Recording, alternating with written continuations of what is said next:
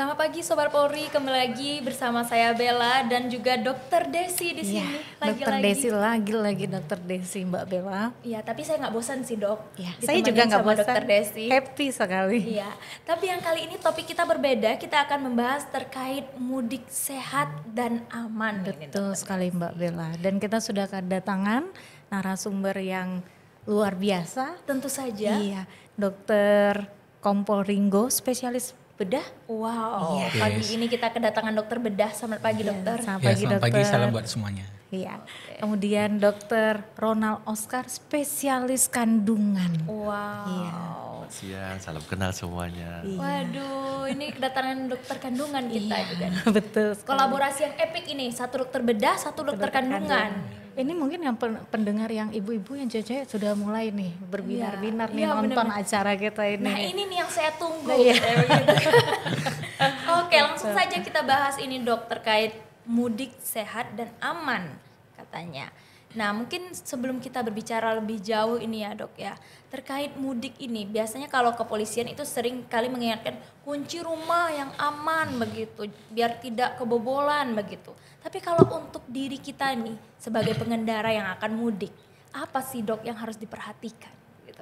Oke, jadi ya Mbak Bella, Dokter Desi, terima kasih. Mungkin sedikit kita mengingatkan ya untuk bagi kita semua. Jadi memang mumpung saat ini memang kita di bulan Ramadan ya, kecenderungan kebiasaan kita atau dari orang Indonesia pada dasarnya kan memang mau Lebaran itu biasanya mudik banyak pasti. ya, apalagi kalau kita lihat di Jawa bagaimana jumlah penumpang meningkat di mana-mana gitu, di perjalanan pasti arusnya meningkat semacam. Mungkin ada sedikit beberapa hal yang perlu kita ingatkan, mungkin untuk mungkin bisa menjadi masukan bagi kita semua. Jadi selama Ramadan nanti atau mendekati Lebaran nanti mungkin aktivitas mudik yang akan kita lakukan biasanya itu kan dekat-dekat Lebaran. Iya. Nah seperti yang kita bilang tadi yang jumlahnya mungkin jauh lebih meningkat dari yang sebelumnya. Jadi beberapa hal yang perlu kita ingatkan. Pertama kita lakukan itu pada saat sebelumnya, itu jika masuk ke persiapan sebelum berangkat. Ada beberapa hal mungkin yang perlu ditekankan di sini. Yang pertama, bagi kita pemudik diharapkan mungkin kita lakukan dulu pemeriksaan kondisi kesehatan, di mana kita pastikan dulu kondisi kita dalam kondisi fit ya, mungkin dengan persiapan konsultasi ke dokter misalnya, kalaupun diperlukan ya. Namun jika tidak perlu, mungkin kita cukup dengan menyiapkan obat-obatan saja, obat-obatan pribadi jangan lupa, misalnya obatan rutin yang diminum kalau seandainya kita punya penyakit, atau P3K seandainya antisipasi seandainya ada kejadian-kejadian yang bagaimana nanti di sana. Kemudian yang perlu diingatkan lagi sebelum berangkat itu pastikan juga kondisi kendaraan kita prima dulu ya. Kondisi kendaraan prima, jika misalnya perlu dilakukan pengecekan mesinnya semacam untuk kenyamanan pada saat perjalanan nanti. Nah, kemudian juga diingatkan bagi semuanya bila melakukan mudik ini menggunakan transportasi umum misalnya, ya untuk kenyamanan juga kita ingatkan agar mungkin memesan tiketnya jauh-jauh hari ya. Nah, kita tahu memang agak susah mendapatkan tiket kalau misalkan dekat. Mungkin beda halnya dengan hari-hari di luar high season seperti itu ya. Susah sih enggak dok, tapi mahal. Iya, tapi sekarang katanya akan dipermudah. Iya benar. Saya tidak tahu itu bagaimana nanti realisasinya, namun ya kita mengingatkan semua untuk antisipasi untuk bisa memesan tiket jauh-jauh hari. Kemudian yang nggak kalah penting itu jangan lupa kalau bisa itu membawa bekal yang sehat. Nah, bawa bekal sehat. Ya, jadi untuk persiapan di perjalanan, seandainya kita tidak menemukan atau mendapatkan tempat yang makan yang mungkin, baru kita sudah bawa misalnya makan yang mungkin bergizi bagus, mendukung juga pada saat kondisi kita pada saat perjalanan nanti. Nah, tapi kalau misalnya dokter di perjalanan kan banyak yang jualan gitu. Benar-benar. Kadang nikmatnya di situ ya. Iya. Karena lagi di jalan. Iya, karena di jalan kita berjalanan gitu. Itu sebenarnya bagaimana sih dok? Apakah kita boleh makan di perjalanan itu yang banyak jualan itu apakah boleh atau apa yang perlu kita perhatikan kalaupun kita harus membelinya gitu Ya. dok? Ya, mungkin sama halnya ya kita dimanapun tempatnya, apabila kita mau membeli sesuatu yang mau akan dikonsumsi ya pasti kita secara visual kita lihat hygiene-nya, misalnya kebersihannya, bagaimana kemasannya, misalnya makanan itu terbuka tidak tertutup. Nah apalagi dengan waktu lama di udara terbuka kan kita bisa was-was atau bisa merasa mungkin akan terkontaminasi apa kan mungkin sekali. Namun bila dikemas dengan baik mungkin. Yang kedua mungkin perlu juga kita tanyakan ini kalau misalkan makanan itu bersifat makanan yang basah ya, kita tanyakan ini kapan masaknya gitu lah. Kita antisipasi ini makanan sudah lama mungkin bisa terjadi perubahan dari atau mungkin ada ya maaf ya mungkin nanti udah tidak bagus ya atau basi segala macam. Kemudian kita tanyakan juga ini materialnya seperti apa. Misalnya ini makanannya itu yang cenderungnya ke arah yang sweet ya, yang manis. Katanya apakah ini ada pemanis buatannya atau apa. Boleh kok kita sebagai konsumen pun punya kewajiban. Namun dengan cara yang baik ya agar si penjualnya tidak apa. Namun akan lebih baik kalau kita membawa sendiri bekal sehat itu seperti dia. saya tadi. Sehat. Kalau sempet ya. Iya. Harus disempatkan Harus sih disempat. dok. Lebih aman, lebih kalau sehat. Mbak Bella sendiri biasanya mudiknya kemana Mbak? Saya kebetulan jaga Pekanbaru. Orang sini. Oh kalau Iya. Dokter Ronald biasanya Kalau pas hari raya saya jarang mudik karena suruh jaga. menghindari tadi tiket kali dan keramaian Iya, seperti yang menghindari. Dokter Ringo Iya, sampaikan. Tapi Dokter Ronald mungkin kalau kita mau mudik transport darat lah mungkin ya. Itu apa sih yang harus kita persiapkan supaya kita dan keluarga itu sehat? Apa sih?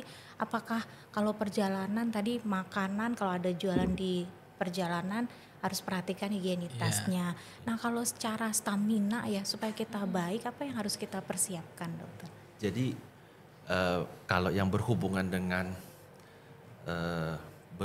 dengan profesi saya sendiri, saya sudah terkandungan, ibu hamil ini kan kadang suka ikut mudik dong gitu ya kan. Aman Nah kita nggak sih itu? aman nggak sih sebenarnya? Sebenarnya secara umum perjalanannya aman, cuman kita harus memilah-milah juga terlebih dahulu. Ada 3 yang kita harus perhatikan. Pertama, dia perjalanannya menggunakan apa?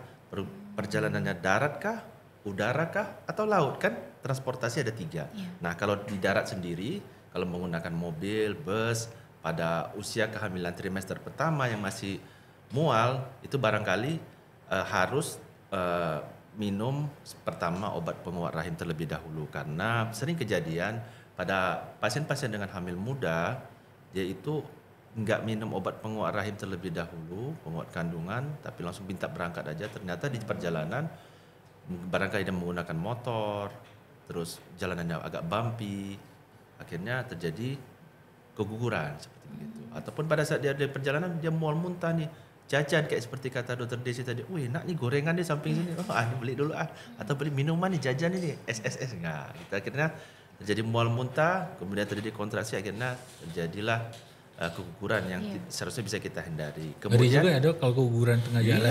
iya keguguran tengah jalan, apalagi besok muncat-muncat tuh darah ke jalan. Lagi macet lagi kan. Iya macet lagi kan. Macet ya, betul. Kalau perjalanan dengan menggunakan udara, itu ada salah satu yang harus kita perhatikan. Karena kan tidak semua orang yang pulang kampungnya kemana? Oh ada rupanya pulang kampung ke Papua, ke NTT. Wih coba Jauh kan. juga. Jangan menggunakan udara. Nah itu kita perhatikan dari trimester kehamilannya. Kalau trimester pertama itu masih aman, dia cukup menggunakan surat keterangan dari dokter untuk menandakan bahwasanya ini usia kehamilannya adalah sekian minggu misalnya, mulai dari 0 sampai 14 minggu. Kemudian trimester kedua juga masih aman, tapi harus menggunakan surat pernyataan dari dokter dan ada surat keterangan bahwasanya dia itu layak terbang dari pihak penerbangan. Nah, yang tidak diizinkan itu adalah kalau dia terbang di atas usia kehamilan 35 minggu atau Itu udah sudah nggak boleh ya dok? nggak boleh. Nanti kecuali dia suaminya dokter kandungan itu Oh, bisa. jadi kan kalau nolong. lahiran di pesawat Ya, ada yang nolong. Oh itu yang Itu ditakutkan boleh. dok. Oh iya. Tapi enggak lah sebenarnya sih tidak boleh. Itu cuma kita apa ya. Jadi tidak boleh untuk melakukan perjalanan jauh. Barangkali dirubah kali ya perjalanannya menggunakan darat saja kalau memang itu. Udah darat sampai ke Papua sana. Jadi sebenarnya Mudik, ibu mudik. hamil Tunggu boleh ya. lebaran. Iya, tunggu lebaran. Jadi sebenarnya Mbak Bella ibu hamil boleh ya, Boleh. berarti, Boleh. tapi dengan syarat-syarat tertentu Iya, tadi benar, ya syarat dokter ya. tertentu. Kalau misalnya tadi orang biasa itu seperti kata dokter Ringo banyak yang harus dipersiapkan, ibu hamil lebih banyak Banyak. lagi yang Banyak. harus disiapkan. Jadi kalau misalnya contoh dia menggunakan transportasi udara. Nah, seperti kita ketahui perjalanan melalui udara itu terjadi tekanan yang meningkat di dalam pesawat. Kita bayangkan aja botol aqua isi cairan aja bisa mengerucut di mengerucut sampai mengempis dia sampai sekecil-kecilnya kalau dia sedang di dalam pesawat pada saat take off sama landing. Begitu juga dengan kandungan kita di dalam kandungan. Apabila kita sudah memasuki trimester ketiga atau trimester kedua, sebelum berangkat itu restriksi cairan jangan terlalu banyak. Kenapa? Kalau kita banyak minum 2 sampai 2 botol aqua besar itu dalam waktu sebelum berangkat, otomatis air ketuban di dalam perut kita itu terlalu banyak. Kalau terlalu banyak, otomatis tekanan di intrauterus atau di dalam rahim kita itu semakin meningkat. Otomatis itu bisa terjadi pecah ketuban sebelum waktu. Jarang diketahui memang, Iya, tapi betul. biasanya si ibu-ibu hamil mengkondisikannya dia bukan karena itu sih dia mau malas minum, takut pipis kita di kamar di pesawat susah keluarnya ini sempit gitu ya. Iya. Tapi ini karena kita bahas ini Dokter Ronald, jadi banyak nih ibu-ibu yang tahu ini. Iya, Iya benar. betul. Terus berarti kalau dari penjelasannya Dokter Ronald lebih baik nih sebelum ibu hamil nih melakukan perjalanan berarti kontrol dulu kali ya Benar. ke dokter spesialis. Karena kan tetap pasti akan dibutuhkan surat keterangan dari dokter bahwasanya menandakan bahwasanya usia kehamilan dengan cara mengontrol kehamilan. Kalau dia kehamilannya nanti sudah di atas trimester kedua harus juga ada surat dari dokter yang ada di bandara itu menandakan bahwasanya dia ini untuk layak untuk terbang. Ada dua macam surat yang dibutuhkan. Jadi ibu hamil bolehkah berpergian? Boleh. Selama dirimu masih kuat, masih aman. Iya. Kadang-kadang ada pasien kita itu yang gini, dia mau muntah. Dipaksain juga. Ma, aku rindu pulang gitu ya. Ma, aku rindu pulang. Ini kangen rendang mama gitu. Oh, iya Gitu. juga, ya. Aku mau muntah gak bisa makan, pengen rendang mama gitu. Iya, Ingin pulang kampung. Iya. Di mana perjalanan? Di mana kampungnya? Bangkina. Oh, enggak terlalu jauh. Monggo silakan. Oh, berarti ada baiknya bagi ibu-ibu hamil sebelum melakukan perjalanan apalagi ini bulan puasa nanti mudik untuk lebaran Mbak Bella berarti harus konsultasi Konsultasi dulu. Jadi dong. diajarin bagaimana Benar. gitu Jangan ya. sampai nanti resikonya buruk Iya, jadinya betul, ya, karena betul mau mudik tadi. Tapi ini Dokter Desi ngomong-ngomong soal mual, mabuk gitu. Bukan hanya orang hamil aja yang betul, mengalami betul. ya. Mabuk perjalanan Mabuk juga perjalanan ya, benar. orang biasa juga sering terjadi Iya. nih saat mudik ini Iya. Dokter Ringo. Nah, dan sering kali nih masyarakat kita supaya nggak mabuk di jalan minum obat anti mabuk nih. Oh, aman gak ya itu? Nah, Mbak itu kita Bella? tanya langsung aja lah Dokter Desi. Teler tidur aja Iya gitu. benar, kita tanya nih langsung Gimana? sama dokter-dokter kita.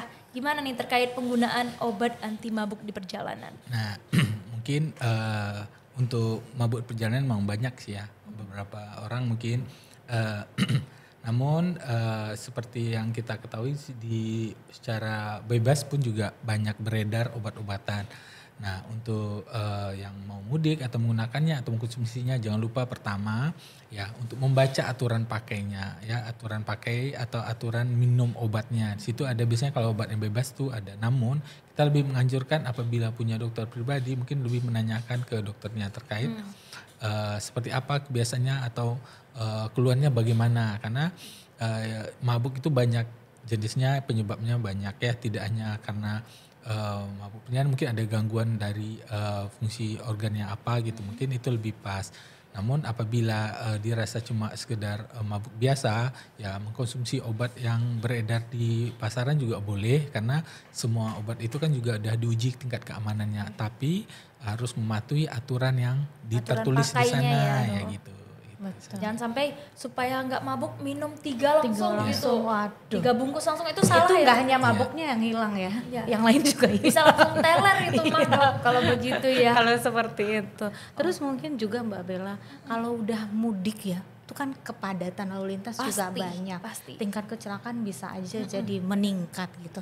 Kalau semisalnya nih dokter, kita lagi perjalanan terus kita menemukan ada kecelakaan di sekitar kita. Sebagai masyarakat umum mungkin ya bukan medis, bantuan apa ya yang bisa langsung kita lakukan Iya, ya benar. Oh, iya. kepada hal tersebut. Oke, baik. Pertanyaannya bagus ya, nyangkut saya kayaknya. Nah, memang kita tidak bisa menduga atau tidak bisa memprediksi ya kita akan menemukan bagaimana kondisinya pada saat perjalanan.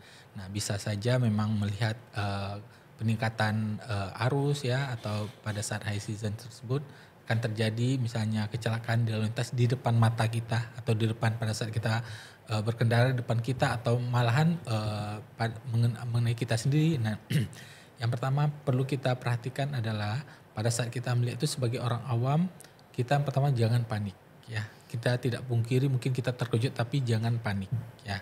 Nah, yang bisa kita lakukan di tempat adalah hal-hal yang sifatnya pertolongan pertama pada gawat darurat, namun tujuannya itu sekedar persiapan sampai dapat bantuan yang lebih lebih komprehensif ya, yang lebih yang penanganan yang sebenarnya yaitu yang dari rumah sakit. Nah, yang pertama kita lakukan selain jangan panik, pertama kita langsung telepon atau hubungi rumah sakit yang terdekat, puskesmas terdekat atau klinik terdekat ya. Hubungin rumah sakit ya Pak, bukan Ya. ngevideoin ya. Oh, jangan. Ada video yang lagi viral sepertinya ya. Itu banyak nanti Iya, panjang benar. urusannya nanti. Panjang Nah, urusan. namun sebagai barang bukti mungkin sekedarnya boleh ya, tapi tidak melihatkan, men-share Iya. untuk hal-hal yang tidak perlu ya.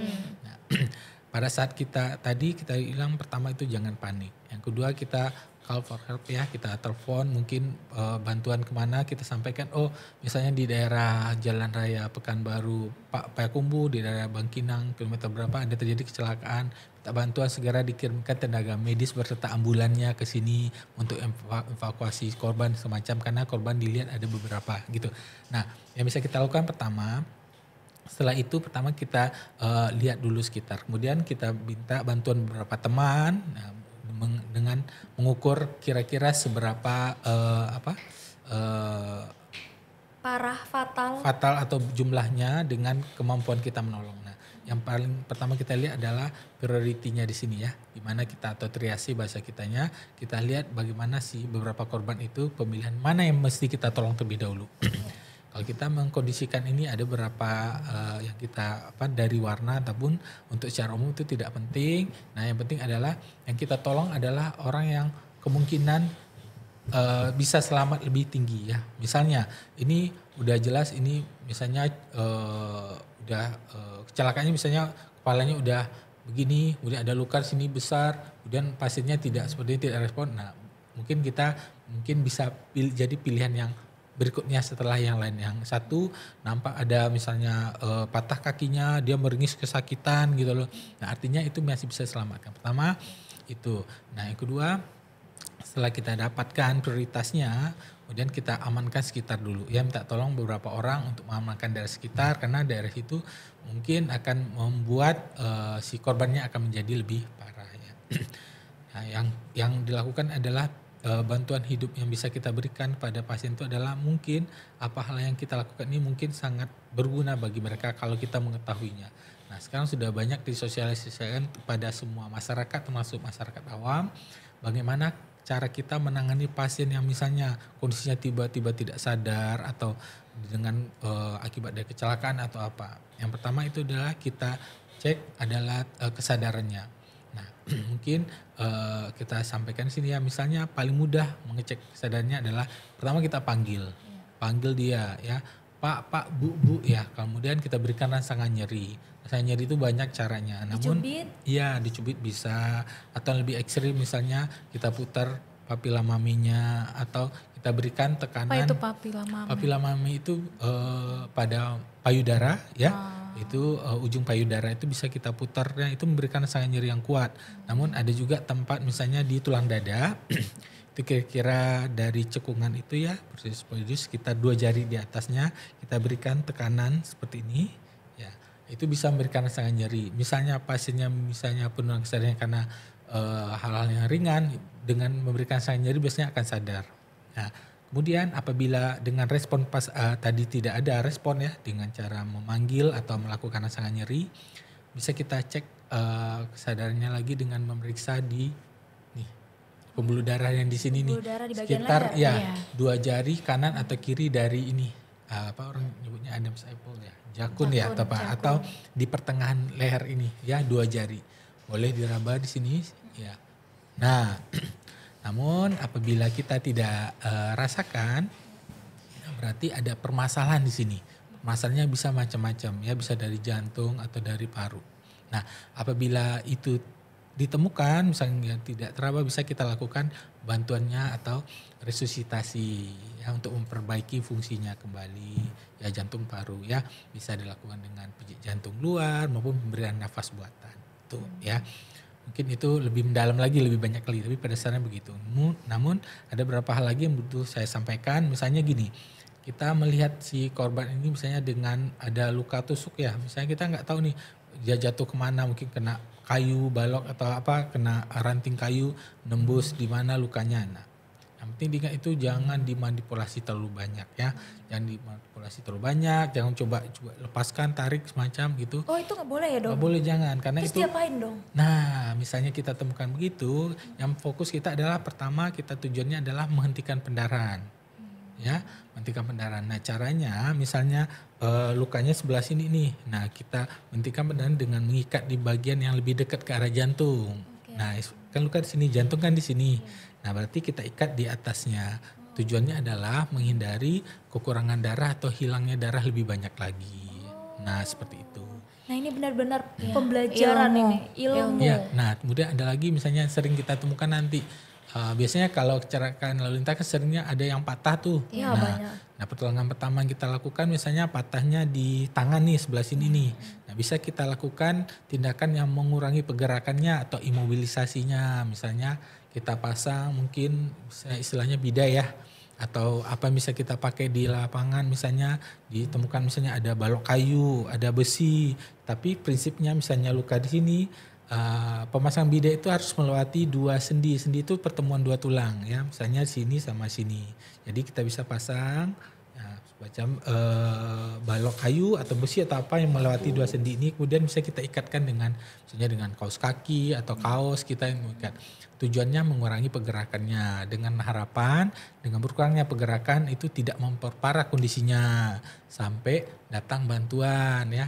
Datang bantuan dari yang udah kita telepon yang tadi tuh. Iya. Ya, gitu. Jadi jangan sampai maksudnya ya dok, kalau ada kita temukan yang patah tulang, kecelakaan, nggak bisa sembarangan berarti Iya, diangkat jangan. atau seperti apa, Ya, hati-hati gitu. betul sekali ya. Dokter Desi. Berarti ini semua bisa dilakukan oleh masyarakat Harus awam bisa, ya? harus bisa.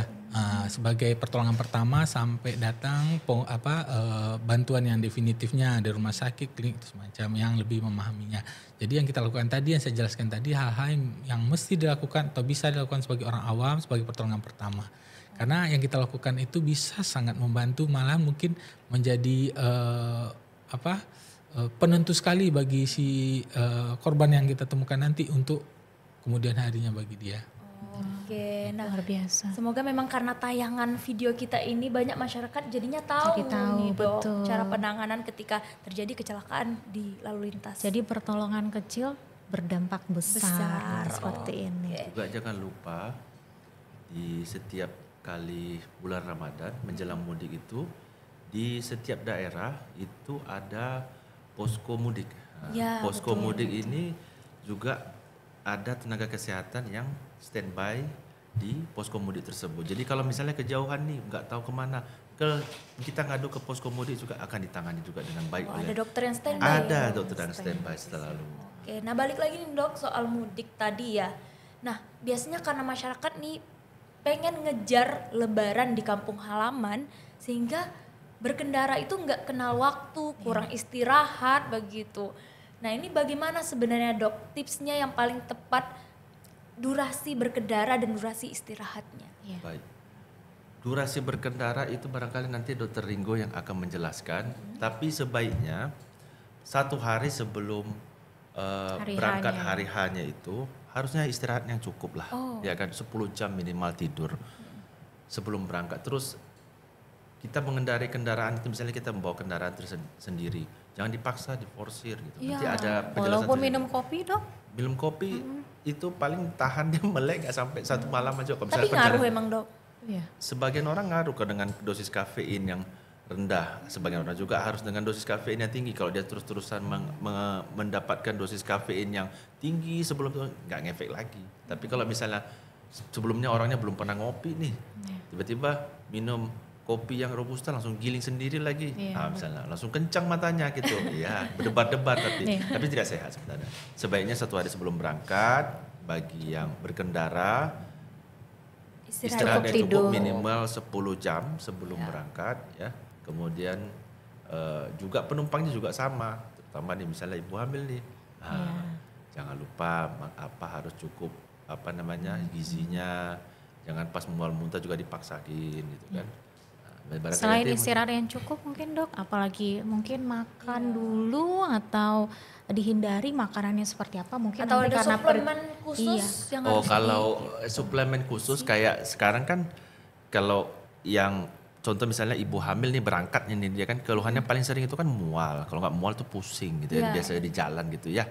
Nah kalau mual muntah itu kan biasanya kita memberikan obat pertama yang paling ringan itu adalah vitamin B6 misalnya. Vitamin B6. Ya, B6 itu bisa mengurangi mual. Kemudian, nah tips yang paling gampang lagi adalah itu kita mengkonsumsi obat namanya, permen jahe namanya, ginger extract. Jadi ginger extract ini sangat ilmu baru lagi.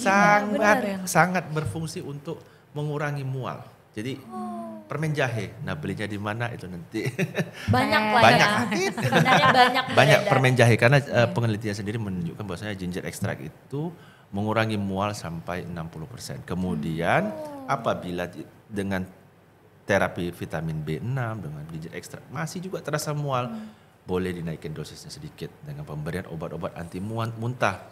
Nah, yang paling tinggi dosisnya itu adalah obat yang beredar di pasaran itu, yaitu adalah dimenhidrinat. Dimenhidrinat itu adalah boleh nyebutin merek nggak sih? Tet gitu ya. Yang banyak beredar. Banyak beredar gitu. Tapi itu pun masih aman, ya. Dimenhidrinat itu yang biasa dikonsumsi, ada yang cair, ada yang ada yang pil. Itu boleh kok, masih aman dikonsumsi selama tidak berkepanjangan. Contoh misalnya dia perjalanan 2 hari gitu, 2 hari minum, itu ya jangan. Anjuran dosisnya seperti apa? Tapi efek sampingnya kebanyakan kalau misalnya obat anti mual muntah itu adalah mengantuk. Kemudian kalau nyeri kepala itu biasanya diakibatkan perfusi atau aliran darah ke kepala itu yang berkurang. Nah, cara tata laksananya bagaimana? Ya, minum cairan aja. Kalau memang perlu juga obat-obatan, ya monggo silakan. Tapi kan lagi puasa dok. Oh iya juga ya. Tapi kan mau dekat-dekat hari raya. Pas. Jadi kan gini, biasanya orang kalau berangkat itu contoh misalnya perjalanan darat. Perjalanan darat misalnya kan. Nah, kalau jauh kan dia berangkatnya kan malam tuh biar bisa tidur. Naik contoh naik bus atau naik apa. Itu minumnya pas sudah buka dong. Udah berangkat jam 7 malam. Ya kan makan paras. Sedikit saya tambahkan silakan. Durasi. Ya, oke. Terkait durasi tadi, saya pernah baca sebuah jurnal, itu penelitian di mana seseorang itu punya kapasitas kemampuan bisa fokus dengan baik mengendara itu sekitar 2-4 jam. Nah, di situ sudah dibuktikan kalau misalnya lebih dari itu kemungkinan kemampuannya akan berkurang. Namun hal-hal tersebut bisa kita hindari seperti yang disampaikan oleh Dr. Ronald tadi. Yang pertama, ya malam sebelumnya tuh tidurnya harus cukup tuh 7-8 jam minimal, ya mesti. Nah, kemudian pada saat pada saat kita mengendarai ya, misalnya kita ini udah merasa udah mengantuk banget, itu jangan dipaksakan. Istirahat ya dok. Pernah ada teori seperti teori power nap namanya ya. Power nap itu kita misalnya tidur 10-20 menit itu bisa meningkatkan konsentrasi kita 75% lagi. Ya, jadi teknik power nap tadi mungkin bisa dimanfaatkan ya, digunakan pada saat kita sudah benar-benar mengantuk. Artinya setelah lebih dari 4 jam itu sudah dipastikan konsentrasi akan menurun. Nah, kemudian beberapa hal yang kita perlu ingatkan, jangan lupa minum air putih yang banyak ya. Dehidrasi akan menyebabkan pengurangan konsentrasi seperti iklan. Intinya air putih ya. Kemudian untuk hal selain mendukung misalnya menggunakan musik di mobil, mungkin dengerin sambil mendengar podcast kita mungkin ya di belakang sana ya. Mungkin yang meningkatkan konsentrasi. Ya, tidak itu ya. Dan terakhir jangan lupa berdoa. Itu yang paling utama. Itu yang paling penting ya. Selamat dokter, sampai ya. Sampai di tujuannya tempat kan. tujuan. Jangan nanti niatnya mau mudik malah jumpanya di rumah sakit. Iya, jangan sampai Jangan dong sampai. dok. Oke baik, Iya. ini dokter Desi Iya. lagi-lagi ya. Ini yang harus diperhatikan oleh seluruh sobat Polri kita ketika mudik. Jangan sampai yang dipersiapkan cuman baju aja. Betul. Tapi kurang Stamina istirahat. juga. Iya, ya, harus. istirahatnya harus cukup, stamina harus dijaga. Kemudian obat-obatan yang diperlukan juga harus dibawa. Dan boleh kok istirahat tidur seperti tadi Iya, disampaikan power dokter nap Ringo. tadi. Iya. Ketika sudah 2 sampai 4 jam rasanya udah harus istirahat, boleh power nap sebentar sampai 20 menit Betul. baru dilanjutkan lagi Betul perjalanan. sekali Mbak Bella. Oke baik, terima kasih banyak dokter Terima kasih, Ringo, dokter. terima kasih banyak dokter Ronald, ilmu lagi dokter Ilmu Desi. lagi yang kita dapatkan. Ya semoga memang bukan kita aja yang dapat ilmunya. Tapi juga para pendengar Nah. dan yang nonton acara podcast kita ini. Oke baik, dan demikianlah topik kita hari ini Sobat Polri, sampai jumpa di topik berikutnya. Terima kasih. Selamat pagi.